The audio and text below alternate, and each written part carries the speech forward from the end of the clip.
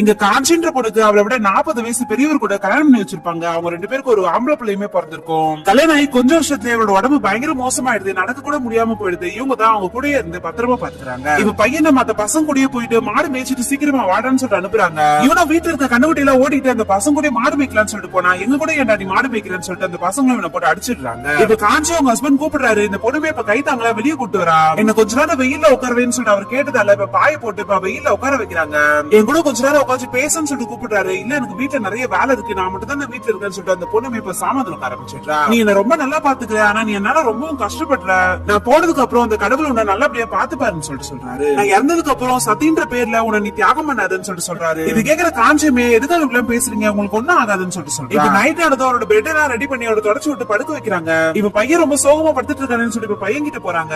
பார்த்தா அவனோட முதுகுல பயங்கரமா யாரோ அடிச்சு தழும்பு இருக்கு, என்னடா ஆச்சுன்னு சொல்லி கேட்டதுக்கு அந்த பசங்களோட மாடு கூட நம்ம மாடை ஒன்னா விடுதல அடிச்சுட்டானுங்கன்னு சொல்லிட்டு சொல்றான். இத பாக்குற அந்த அம்மாவுக்கும் பயங்கர கஷ்டமா இருக்கு, நம்ம பையனுக்கு மட்டும் ஏன் இப்படி நடக்குதுன்னு சொல்லிட்டு அவங்க ஹஸ்பண்ட் கிட்ட புலம்புறாங்க. இது பாக்குற இவருக்கும் நம்மளால ஒண்ணுமே பண்ண முடியலன்னு சொல்லிட்டு பயங்கரமா வருத்தப்பட்டு அழ ஆரம்பிச்சுட்டாரு. அவங்க 2 பேர் தூங்குனதுக்கு அப்புறம் அடுத்த நாள் சாப்பாட்டுக்கு அரிசி இல்லன்றதால இப்ப நைட்டோட நைட்டா உட்காந்து அதை உடைக்க ஆரம்பிக்கிறாங்க. இப்ப அடுத்த நாள் பார்த்தா காஞ்சி ரொம்ப தூரம் போய் தண்ணி எடுத்துட்டு வரா. இவ கொஞ்சம் மேல ஏறி போக ஆரம்பிச்சதுக்கு அப்புறம் இவ சரியான அதிர்ஷ்டம் கிட்டவளா இருப்பா போல, இவரோட புருஷன் வேற படுத்து படிக்க ஆயிட்டாருன்னு சொல்லிட்டு பேசிட்டு இருக்காங்க. இப்ப தண்ணி எடுத்துட்டு இவ்வளவு ஏற முடியாம இப்ப மேல ஏறி போகும்போது எதிரில வந்த ஒரு பொண்ணு இவ்வளவு மாமியார்னு சொல்லிட்டு பேச ஆரம்பிக்கிறா. மாமனார் எப்படி இருக்காங்கன்னு சொல்லிட்டு கேக்குறா. அப்படியேதான் இருக்கான்னு சொல்லிட்டு இவளுமே அங்க வந்துட்டா.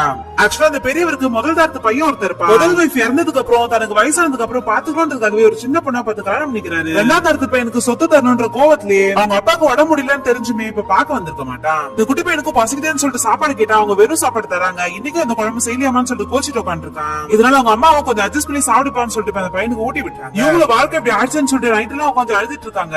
அடுத்த நாள் இந்த பொண்ணோட ஹஸ்பண்ட் உடம்பு முடியாம இறந்தே போயிட்டாரு.